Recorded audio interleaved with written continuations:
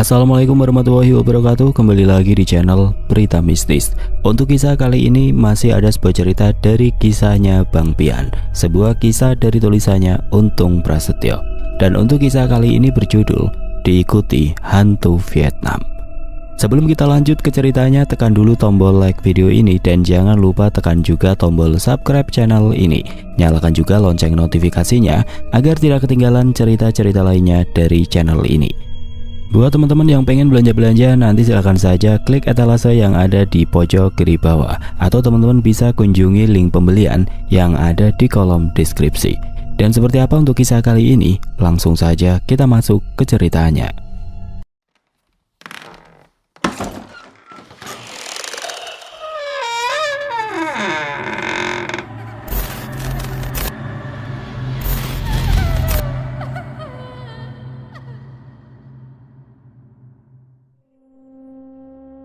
Pada malam minggu ketika Bang Pian sedang duduk di teras rumahnya bersama istrinya Intan dan anaknya Alvin, mereka kedatangan tamu yang merupakan teman lama dari Intan. Setelah berbincang hangat, Rani yang merupakan teman dari Intan itu mengatakan jika kedatangan mereka sebenarnya ingin meminta tolong kepada Bang Pian terkait sakit yang dia dan suaminya derita selama sebulan belakangan ini. Mas Tono yang merupakan suami dari Rani pun menceritakan keluhan yang dialaminya, yang merasa sakit di bagian belakang lehernya sehingga ke bagian punggungnya.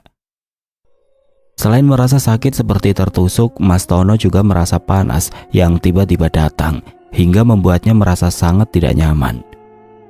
"Waduh, saya mah bukan tukang urut, Mas. Kalau itu mah kayaknya harus diurut, Mas," ujar Bang Pian yang membuat wajah Mas Tono seketika berubah resah.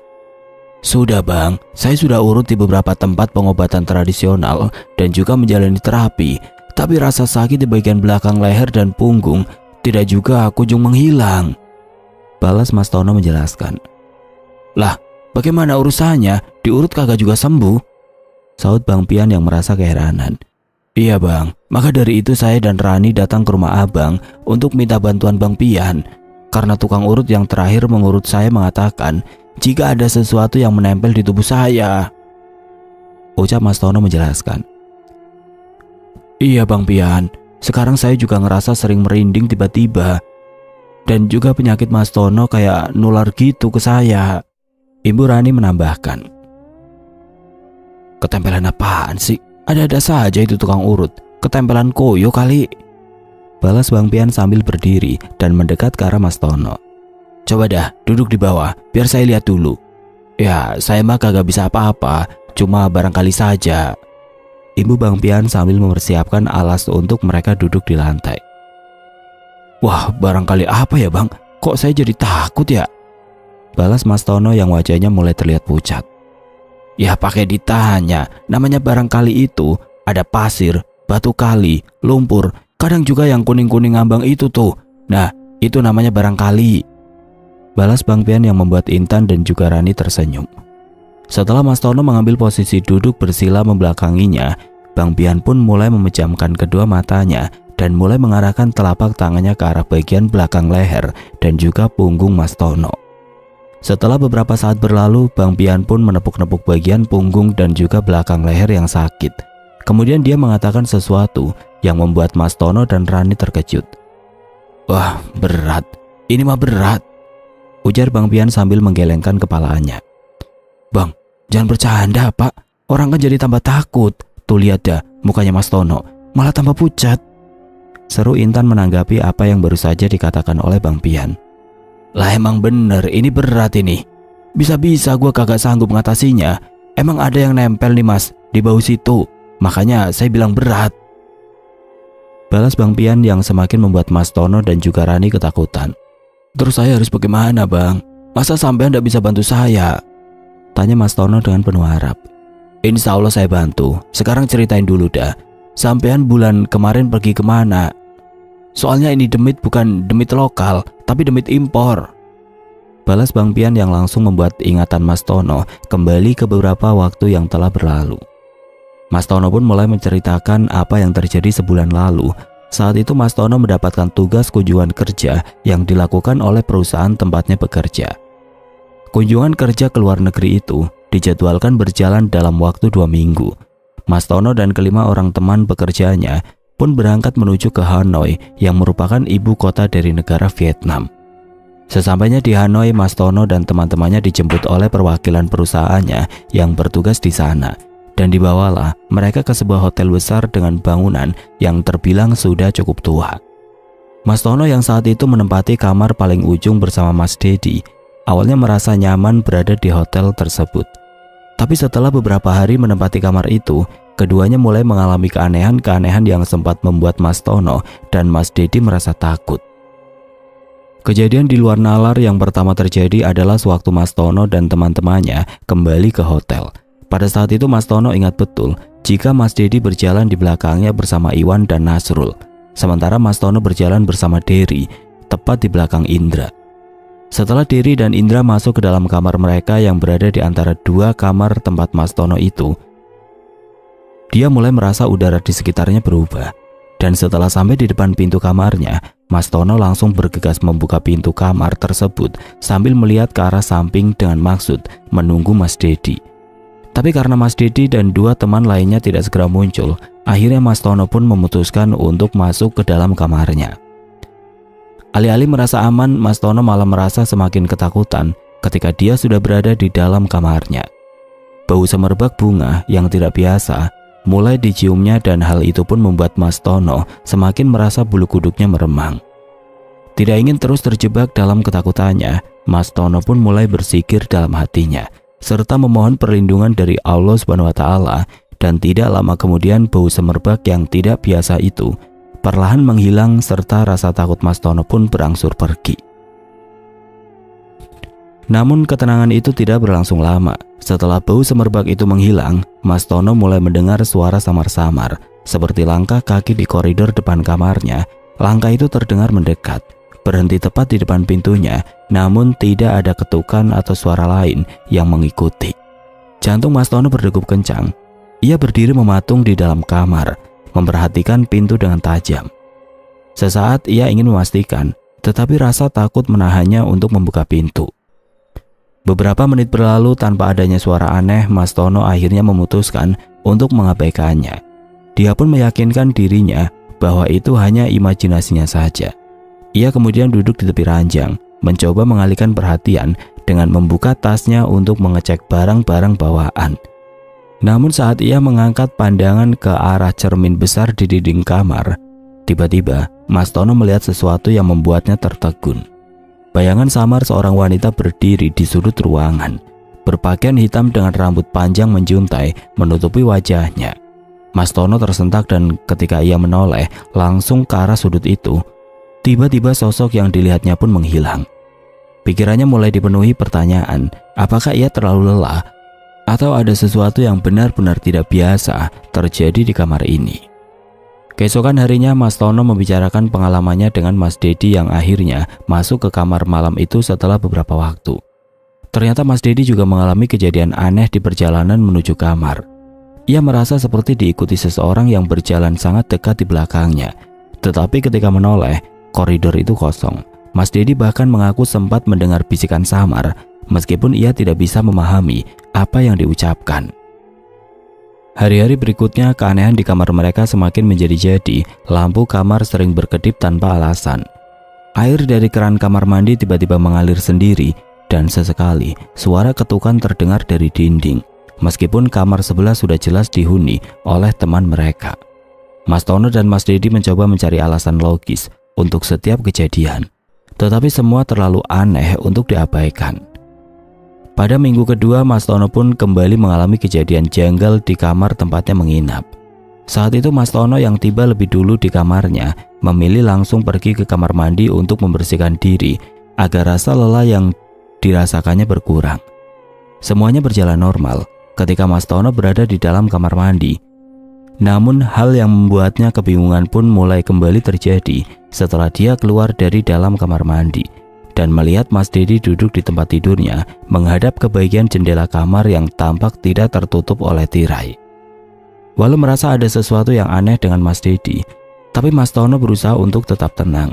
Sambil mengganti pakaiannya, Mas Tono pun berusaha memandang ke arah Mas Dedi yang duduk diam terpaku. Tidak berapa lama kemudian handphone milik Mas Tono pun berdering, dan hal itu pun sontak membuat Mas Tono terkejut kala itu. Dia pun bergegas mengambil telepon genggamnya itu yang diletakkannya di samping kulkas yang berada tidak jauh dari pintu kamar. Tanpa memperhatikan Mas Dedi yang masih duduk diam sambil terus menatap ke arah jendela, Mas Tono pun sedikit berlari menghampiri handphonenya yang terus saja berbunyi itu. Namun belum sempat Mas Tono menerima panggilan dari handphonenya itu, dia dikejutkan dengan suara ketukan pintu kamarnya yang berjarak sekitar 2 meter dari tempatnya berdiri. Suara ketukan di pintu kamar terdengar jelas, mengisi keheningan yang terasa semakin mencekam. Mas Tono menoleh ke arah pintu dengan rasa bingung dan ragu. Sementara handphonenya masih terus berdering di tangannya. Ia mencoba berpikir logis, mungkin itu teman-temannya yang lain yang mengajaknya makan malam. Tapi sesuatu terasa janggal. Ia melirik ke arah Mas Dedi yang masih duduk membelakanginya, tidak bergerak sedikit pun, bahkan tidak bereaksi terhadap suara ketukan tersebut. Dengan hati-hati Mas Tono melangkah mendekati pintu. Ia berhenti sejenak, mengamati celah di bawah pintu untuk melihat apakah ada bayangan kaki di sana. Tidak ada apa-apa, suasana menjadi semakin aneh. Setelah menarik nafas dalam-dalam, ia memutuskan untuk membuka pintu. Dan saat pintu terbuka, koridor di luar kamar tampak kosong. Tidak ada siapapun di sana, hanya lampu redup dan dinding tua hotel yang terasa semakin suram. Mas Tono berdiri terpaku, mencoba memahami situasi, tetapi tidak menemukan jawaban. Ia menutup pintu perlahan, merasa ada sesuatu yang mengintainya dari kegelapan. Ketika ia berbalik, pemandangan di kamar membuatnya membeku. Mas Dedi yang sebelumnya duduk di tepi ranjang dengan punggung menghadap ke jendela, kini berdiri di tengah ruangan, menatap lurus ke arahnya. Wajah Mas Dedi tampak aneh, pucat, dan matanya kosong seperti tidak mengenali siapapun. Mas Tono merasakan hawa dingin menjalar di sekujur tubuhnya. Tanpa sadar, handphone di tangan Mas Tono berhenti berdering. Kamar itu menjadi sunyi kembali. Tetapi keheningan itu justru membuat suasana semakin mencekam. Tiba-tiba, Mas Dedi bergerak berjalan pelan menuju jendela yang masih terbuka tirainya. Langkahnya terasa lambat namun pasti, seperti sedang terhipnotis oleh sesuatu yang tidak kasat mata. Mas Tono ingin memanggil atau menghentikan Mas Dedi, tetapi tenggorokannya terasa tercekat. Ia hanya bisa memandang saat Mas Dedi membuka jendela lebih lebar dan berdiri diam di tepi, menghadap keluar. Angin malam yang dingin masuk membawa aroma yang tidak asing bagi Mas Tono, seperti aroma bunga yang pernah ia cium beberapa hari sebelumnya. Dalam situasi ini Mas Tono berusaha menguatkan dirinya. Ia bergegas mendekati Mas Dedi, mencoba menariknya menjauh dari jendela. Saat tangannya menyentuh bahu Mas Dedi, tubuh pria itu terasa dingin seperti es, membuat Mas Tono hampir menarik tangannya kembali. Namun ia memaksakan diri untuk menarik Mas Dedi menjauh dari jendela. Ketika berhasil membawanya ke tengah ruangan, Mas Dedi tiba-tiba terjatuh ke lantai, seperti kehilangan kesadaran. Mas Tono mencoba membangunkannya, tetapi tidak ada respon. Ia memutuskan untuk membaringkan Mas Dedi di ranjang dan segera menelpon teman-temannya untuk meminta bantuan. Tidak lama kemudian teman-temannya datang ke kamar. Bersama-sama mereka membantu menyadarkan Mas Dedi yang akhirnya membuka matanya dengan tatapan bingung, seolah tidak tahu apa yang baru saja terjadi. Ia tidak mengingat tentang duduk di tepi jendela, tidak juga tentang berdiri di pinggir jendela, bahkan tidak tentang ketukan di pintu. Kejadian malam itu menambah daftar pengalaman aneh mereka selama menginap di hotel tersebut. Mas Tono dan teman-temannya semakin yakin bahwa ada sesuatu yang tidak biasa dengan tempat itu.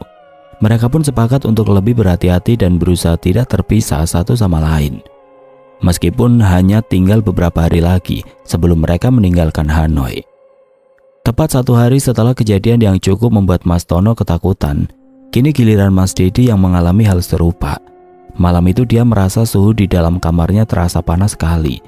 Dan ketika dia terbangun dari tidurnya dan hendak mengambil minum di dalam kulkas, Mas Dedi melihat sosok lelaki bertubuh sedang berdiri memunggunginya dan menghadap ke pintu kamar.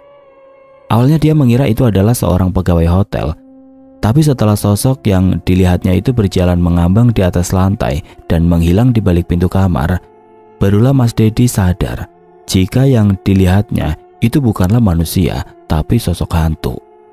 Karena merasa sangat ketakutan, Mas Dedi pun langsung kembali ke tempat tidurnya dan menutupi seluruh tubuhnya dengan selimut. walau udara di dalam kamarnya masih terasa panas. Keesokan harinya Mas Dedi pun jatuh sakit. Tubuhnya terserang demam tinggi yang memaksa harus beristirahat di dalam kamar hotel sendirian. Tapi karena merasa takut, akhirnya Mas Dedi memutuskan untuk menjalani perawatan di rumah sakit dan meminta Mas Tono untuk menemaninya. Setelah keduanya berada di ruang perawatan rumah sakit, barulah Mas Dedi menceritakan apa yang dialaminya semalam. Dan malam itu juga, dia percaya jika apa yang diceritakan oleh Mas Tono itu bukanlah halusinasinya atau sekedar mimpi saja. Setelah menginap semalam di rumah sakit, keduanya pun kembali ke hotel dan mengurus pekerjaan mereka masing-masing. Karena sisa waktu yang tersisa hanya tinggal 2 hari saja. Hari-hari terakhir di Hanoi diisi dengan suasana hati yang penuh waspada, terutama bagi Mas Tono dan Mas Dedi. Meskipun mereka telah kembali ke hotel setelah semalam di rumah sakit, namun rasa takut akan kejadian-kejadian janggal tetap menghantui pikiran mereka. Mas Tono yang sejak awal lebih sering mengalami gangguan, kini semakin berhati-hati setiap kali berada di kamar hotel. Sementara Mas Dedi yang baru saja sembuh dari demam memilih untuk tidak lagi berada di kamar seorang diri. Pada malam kedua terakhir, mereka berdua memutuskan untuk menghabiskan waktu bekerja di ruang tengah hotel bersama teman-teman lainnya. Mereka mencoba menjaga pikiran tetap sibuk dengan membahas laporan pekerjaan dan merencanakan penyelesaian tugas, tetapi suasana aneh hotel itu tetap terasa, seolah ada mata yang terus mengamati. Ketika malam semakin larut, mereka akhirnya kembali ke kamar masing-masing. Mas Dedi dan Mas Tono pun meminta Dery untuk tidur di kamar mereka, mengingat trauma dari kejadian yang dialaminya sebelumnya. Dery setuju dan mereka duduk sambil berbincang untuk mengalihkan perhatian dan rasa cemas. Awalnya tidak ada yang aneh malam itu, namun baru saja mereka merasa aman, tiba-tiba mereka bertiga mendengar suara langkah kaki lagi dari koridor luar. Langkah kaki itu terdengar sangat jelas, bergerak perlahan mendekati pintu kamar mereka. Ketiganya saling berpandangan, mencoba mencari logika atas suara tersebut. Mas Tono memberanikan diri untuk mengintip dari lubang pintu, tetapi seperti sebelumnya, koridor kosong, tidak ada tanda-tanda siapapun di sana. Mas Dedi dan Mas Tono serta Dery pun akhirnya memutuskan untuk tidak membuka pintu dan kembali ke tempat tidur. Namun, tidak lama setelah itu, lampu di kamar mulai berkedip-kedip yang membuat ketegangan semakin memuncak. Mereka memilih untuk melantunkan doa bersama, memohon perlindungan, dan setelah bersama-sama membacakan ayat-ayat suci Al-Quran, perlahan tapi pasti suasana kamar menjadi lebih tenang dan lampu berhenti berkedip. Udara yang sebelumnya terasa berat mulai terasa lebih ringan. Keesokan harinya mereka menyelesaikan pekerjaan dengan cepat, berharap dapat meninggalkan hotel secepat mungkin. Namun kepulangan yang mereka harapkan tiba-tiba sirna ketika perwakilan dari perusahaan mereka memberitahu jika kunjungan kerja mereka mendapatkan penambahan waktu. Mas Tono, Mas Dedi, Iwan, Indra, Nasrul, dan Dery harus mengunjungi beberapa tempat lagi di negara itu. Walau merasa kecewa, namun mereka tidak bisa berbuat apapun selain melaksanakan tugas tersebut. Tidak ingin kembali mendapatkan teror dari para penghuni hotel, Mas Tono dan Mas Dedi pun meminta kepada perwakilan perusahaan tempat mereka bekerja untuk memindahkan kamar tempat mereka menginap. Kepindahan ke kamar baru itu memberikan kelegaan bagi Mas Tono dan juga Mas Dedi. Setelah serangkaian pengalaman yang menakutkan itu, mereka akhirnya bisa merasa lebih tenang. Kamar baru yang mereka tempati tampak lebih modern dan cerah dengan suasana yang jauh lebih nyaman. Malam-malam pertama di kamar tersebut berjalan lancar tanpa gangguan apapun, hingga membuat keduanya perlahan melupakan peristiwa aneh yang mereka alami di kamar sebelumnya. Namun ketenangan itu tidak sepenuhnya menjadi akhir dari pengalaman mistis bagi Mas Tono. Beberapa malam setelah pindah ke kamar baru itu, ia mulai bermimpi yang terasa aneh dan janggal. Dalam mimpinya, ia berada di sebuah tempat yang tidak dikenalnya, sebuah pedesaan dengan nuansa tradisional khas Vietnam. Di tengah mimpi itu, ia bertemu dengan seorang gadis muda yang mengenakan pakaian tradisional Vietnam seperti kemben dengan kain sutra berwarna-warni yang dihiasi motif bunga. Tubuh gadis itu juga dipenuhi perhiasan seperti kalung emas yang berkilauan, gelang yang berbunyi gemerincing setiap kali ia bergerak, dan hiasan kepala yang membuatnya tampak seperti bagian dari sejarah yang hidup. Gadis itu tidak berbicara, hanya memandang Mas Tono dengan senyum lembut namun penuh misteri. Ia sering terlihat berdiri di bawah pohon besar atau duduk di tepi sungai dengan latar belakang perbukitan yang hijau dan angin yang bertiup sepoi-sepoi. Meski tidak ada interaksi langsung, mimpi itu meninggalkan kesan yang mendalam. Mas Tono merasa ada sesuatu yang ingin disampaikan oleh gadis itu, tetapi ia tidak tahu. Mimpi tersebut terus berulang setiap malam dan meskipun tidak menakutkan seperti pengalaman sebelumnya, tapi tetap saja mengganggu pikiran Mas Tono. Ia merasa ada keterkaitan antara gadis dalam mimpi itu dan kejadian aneh yang terjadi di kamar sebelumnya. Gadis itu dengan senyumnya yang misterius seolah membawa cerita yang tidak tersampaikan atau mungkin sebuah rahasia yang tertanam dalam sejarah tempat itu.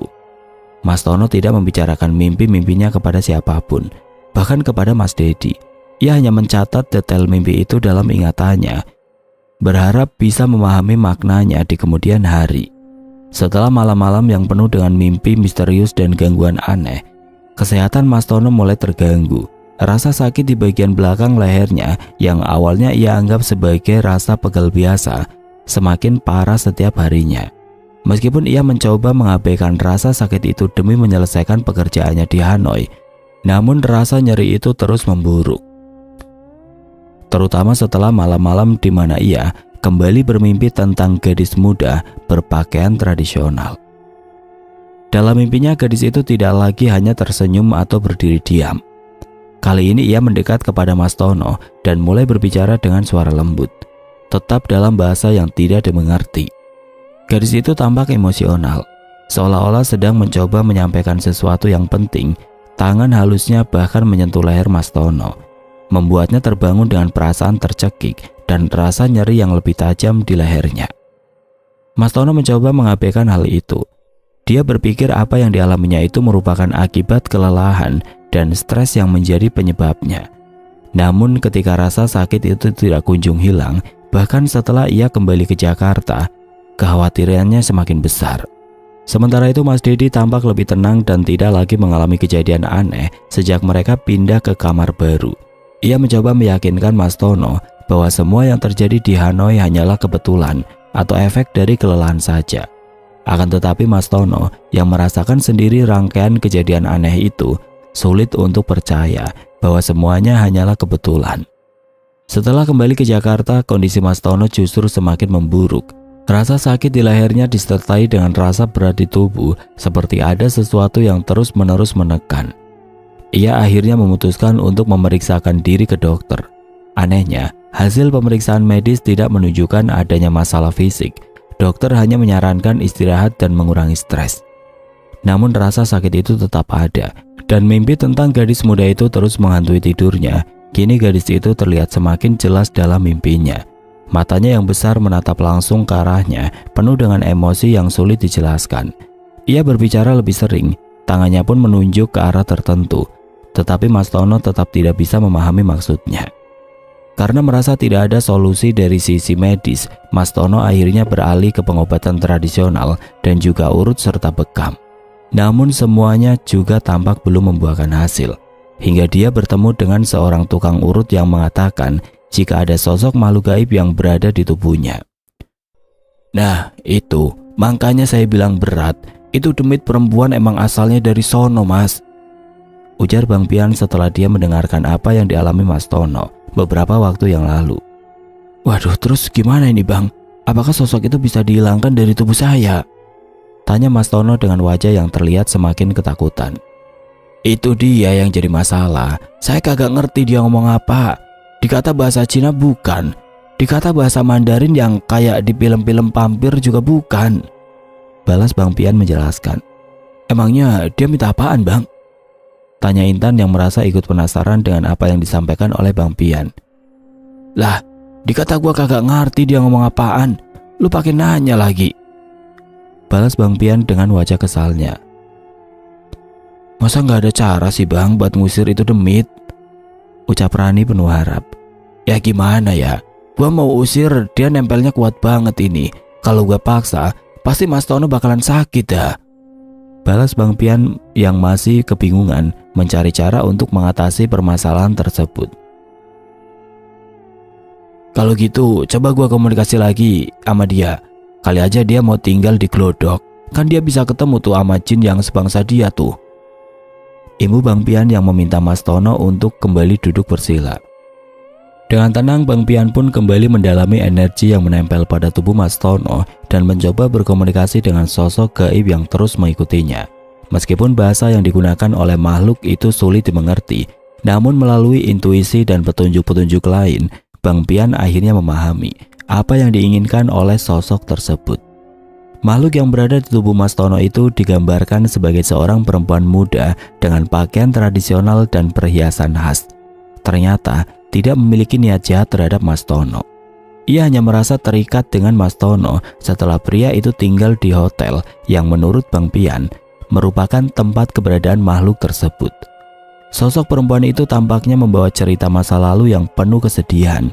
Ia tidak ingin mencelakai, tapi hanya mencari seseorang yang bisa membantunya menyampaikan pesan dan akhirnya kembali ke tempat asalnya.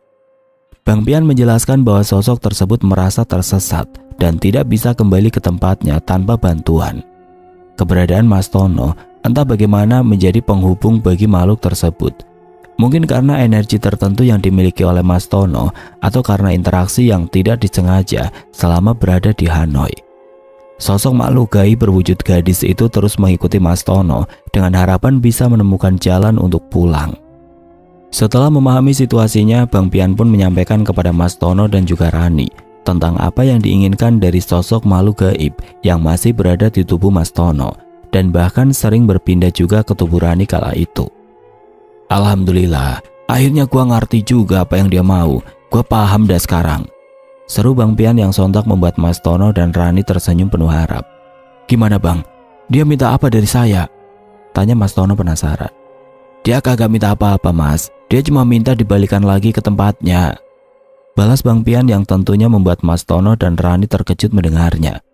Ya Allah Bang, mana mungkin Bang?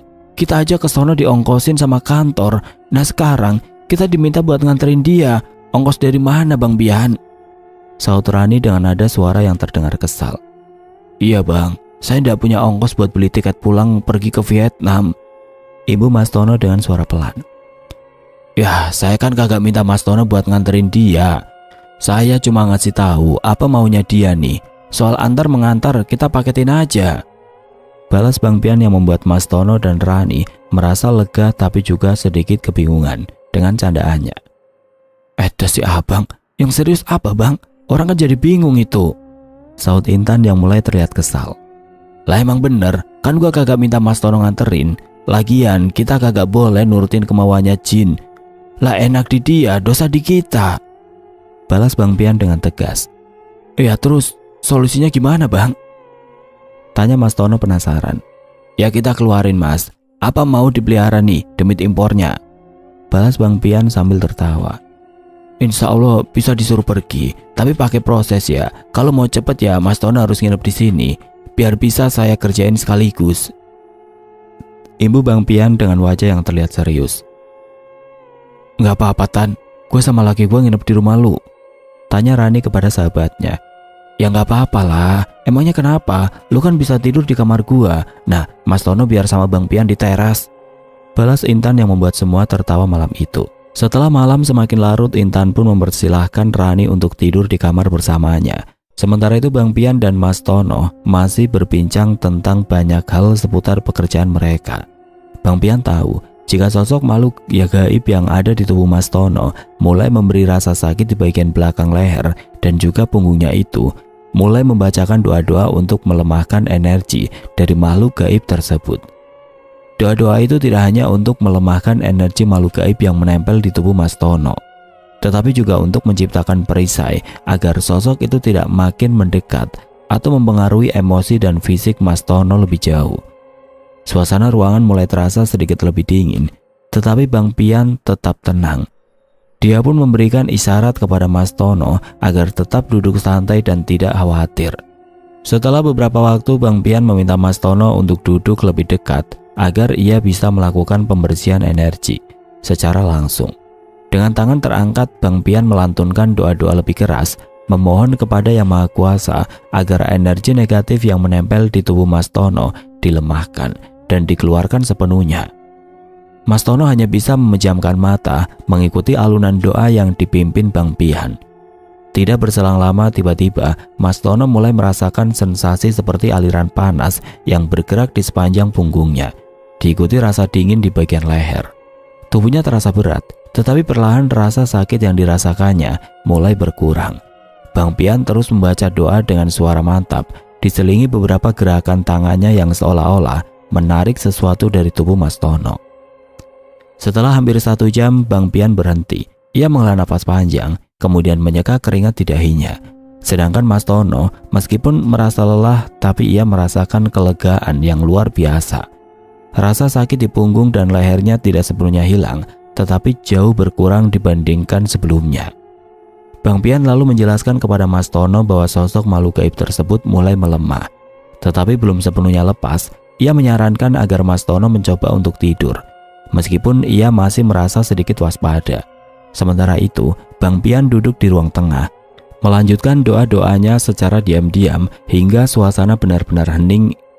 Ia tidak tahu, perlawanan terhadap makhluk seperti ini membutuhkan waktu, tetapi ia yakin bahwa dengan izin Tuhan Yang Maha Agung, semuanya bisa diselesaikan. Ketika malam semakin larut dan suasana rumah Bang Pian menjadi hening, Bang Pian mulai mempersiapkan langkah terakhirnya untuk membantu Mas Tono. Ia tahu bahwa proses ini membutuhkan kekuatan spiritual lebih besar, terutama karena makhluk gaib yang menempel pada tubuh Mas Tono menunjukkan keengganan untuk pergi, kecuali dikembalikan ke tempat asalnya. Bang Pian memahami bahwa ini bukan tugas yang sederhana, tetapi ia juga yakin bahwa ia tidak bekerja sendirian. Setelah memastikan Mas Tono tidur nyenyak, Bang Pian duduk bersila di ruang tengah, menenangkan pikirannya dan memusatkan energi spiritualnya. Ia kemudian memanggil 2 sosok gaib pendampingnya, Wiratungga dan Kemamang Abang. Keduanya adalah sosok gaib yang selama ini setia membantu Bang Pian dalam tugas-tugas spiritualnya. Dalam dimensi gaib, Wiratungga muncul sebagai sosok pria dengan aura kepemimpinan yang kuat, mengenakan pakaian seperti seorang prajurit kuno. Namun tidak jarang Wiratungga merubah wujudnya menjadi 2 bilah golok kembar yang berkilau kebiruan. Sementara Kemamang Abang memiliki wujud lebih gelap dengan aura misterius seperti seorang penjaga yang tangguh. Bang Pian menjelaskan kepada keduanya tentang tugas yang harus dilakukan malam itu. Ia menggambarkan makhluk gaib perempuan muda yang menempel pada Mas Tono, menyebutkan bahwa makhluk itu berasal dari tempat yang jauh, kemungkinan besar terikat dengan lokasi yang pernah dikunjungi Mas Tono di Hanoi. Ia juga menjelaskan bahwa makhluk tersebut enggan pergi karena merasa tersesat dan tidak bisa menemukan jalannya kembali tanpa bantuan. Setelah mendengar penjelasan Bang Pian, Wiratungga dan Kemamang Abang menyatakan kesiapannya. Mereka bergerak menuju tubuh Mas Tono yang kini terlihat lebih tenang dalam tidurnya. Bang Pian mulai melantunkan doa-doa khusus, memohon perlindungan dan petunjuk dari Yang Maha Kuasa agar proses tersebut berjalan lancar. Ia memandu kedua pendampingnya secara spiritual, membimbing mereka untuk mendekati energi makhluk gaib yang berada di dalam tubuh Mas Tono. Wiratungga menggunakan kekuatannya untuk menarik perhatian makhluk itu, sedangkan Kemamang Abang menciptakan penghalang agar makhluk tersebut tidak bisa bersembunyi lebih dalam di tubuh Mas Tono. Dalam dimensi gaib, makhluk perempuan muda itu terlihat ragu-ragu, tampak bingung dan gelisah. Bang Pian memulai doa-doanya mencoba menenangkan makhluk itu dan meyakinkannya bahwa ia tidak akan disakiti, melainkan akan dibantu untuk dicarikan tempat yang lebih layak. Energi di sekitar Mas Tono tampak bergetar, meskipun secara fisik ia tetap tertidur. Setelah beberapa lama, akhirnya dengan usaha bersama Wiratungga dan Kemamang Abang berhasil membimbing makhluk perempuan muda itu keluar dari tubuh Mas Tono. Meski tampak masih penuh emosi, namun sosok itu akhirnya menyerah dan berada di bawah kekuatan Wiratungga serta Kemamang Abang. "Mau diapakan makhluk ini, Raden?" tanya Wiratungga menunggu perintah dari Bang Pian. "Tolong cariin tempat yang sesuai buat dia. Yang penting dia kagak balik lagi ke badan teman gua ya," balas Bang Pian sambil menganggukkan kepalanya. "Baik, Raden," balas Wiratungga dengan singkat. Setelah memahami permintaan Bang Pian, sosok makhluk gaib yang berasal dari Vietnam itu menghilang bersama kedua pendamping Bang Pian menuju dimensi lain, di mana makhluk itu bisa ditaruh di tempat lain yang lebih baik lagi. Ketika semuanya selesai, Bang Pian menghela nafas panjang. Ia tahu bahwa proses ini membutuhkan banyak energi, tetapi ia merasa lega karena tugasnya berhasil diselesaikan tanpa insiden lebih lanjut. Ia menutup ritual dengan doa serta rasa syukur yang mendalam, dan Bang Pian pun memastikan tidak ada energi negatif yang tertinggal di sekitar rumah atau di dalam tubuh Mas Tono. Saat adzan subuh berkumandang, Mas Tono terbangun dengan perasaan yang jauh lebih baik. Ia merasa tubuhnya lebih ringan dan rasa sakit di leher serta punggungnya hilang sepenuhnya. Meski tidak mengetahui detail apa yang dilakukan Bang Pian malam itu, ia merasa sangat bersyukur atas bantuannya. Bang Pian hanya tersenyum samar, tidak banyak bicara, tetapi dalam hati ia tahu bahwa segala sesuatu telah kembali ke tempat yang semestinya. Alhamdulillah, terima kasih Bang Pian. Badan saya rasanya enteng, tidak pegel dan tidak sakit lagi, dan rasa panasnya pun menghilang, ucap Mas Tono dengan wajah penuh syukur. Iya Mas, sama-sama. Lain kali kalau sampai di tempat yang baru dituju, jangan lupa baca doa perlindungan. Minta sama Allah supaya kita terus berada dalam perlindungannya, pungkas Bang Pian sedikit menasehati. Iya Bang, sekali lagi saya ucapkan terima kasih. Untung saja sosok itu tidak minta untuk dikembalikan ke Vietnam, ujar Mas Tono dengan tawa bahagianya.